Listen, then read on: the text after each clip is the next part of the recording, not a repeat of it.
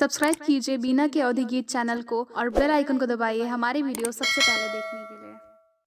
मोरे पीछवरी माँ चंदन एक पेड़वा अछला बिछल होई गे डारी हो। मोरे पीछवरी माँ चंदन एक पेड़वा अछला बिछल होई गे डारी हो। चंदन कटाई बाबा पिढ़ाई गढ़ावाई हीरा मोती दिहे जड़वाई हो। चंदन कटाई बाबा पिढ़ाई गढ़वाई हीरा मोती दिहे जड़वाई हो।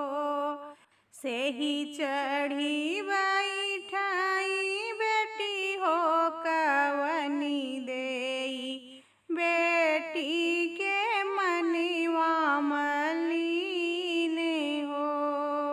सेही चढ़ी बैठाई बेटी हो कवनी देई बेटी के मनिवा मलीन हो। किया मोरी बेटी हो अन धन थोर दी है किया हो दहेज दी है थोरी हो। किया मोरी बेटी हो अन धन थोर दी है किया हो दहेज दी है थोरी हो। कौने गुनैया से चुके मोरी बेटी काहे तोरा मनिवा मलीन हो। कौने गुनैया से चुके मोरी बेटी काहे तोरा मनिवा मलीन हो। नाही मोरे बाबा हो अन धन थोर दीहा नाही हो दहेज दीहा थोरी हो। नाही मोरे बाबा हो अन धन थोर दीहा नाही हो दहेज दीहा थोरी हो।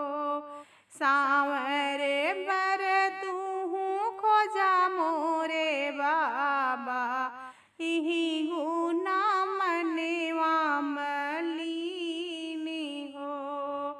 सांवर बर तूहू खोजा मोरे बाबा इही गुना मनिवा मलीन हो।